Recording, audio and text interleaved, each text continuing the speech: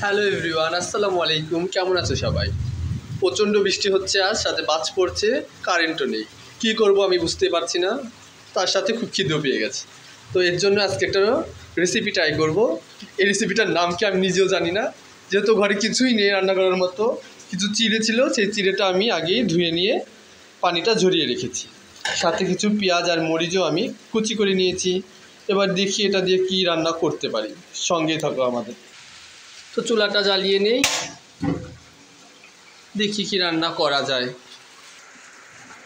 তো কড়াইটা গরম হয়ে গেছে, আমি একটু তেল দিয়ে দিই। এবার যেহেতু বেশি না, অল্পই তেলও সামান্যই দেব।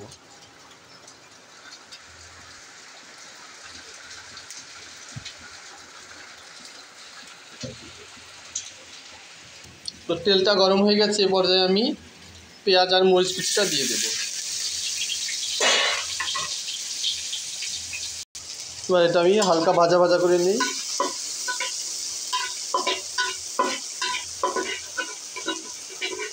সামান্য একটু নুন দিয়ে দিই, সামান্য একটু আদা জিরা বাটা দিয়ে দিই।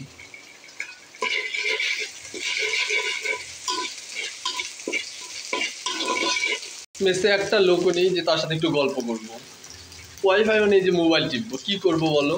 এর জন্যই রান্নাটাই বেছে নিলাম আমি।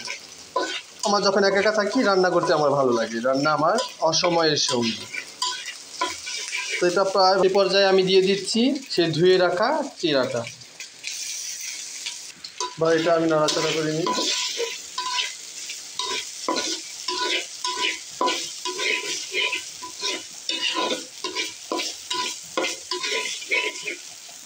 ভাতটা একটু ব্যালেন্স করার জন্য আমি একটু চিনি দিয়ে দেবো, এতে মিষ্টি মিষ্টি ভাবটা আসবে। ভাজা প্রায় শেষ, আর একটু লালচে হলে আমি এটা নামিয়ে দিই। আমি একটু লাল চাও বানিয়ে নিচ্ছি। বৃষ্টির দিনে চা না হলে চলে, বলুন আপনারাই।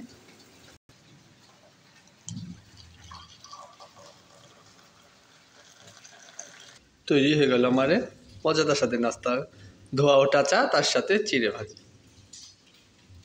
কেমন লাগলো অবশ্যই বলবে, ভালো লাগলে তার মূল্যবান মতামত কমেন্টে জানিয়ে যাবেন। ধন্যবাদ সবাইকে।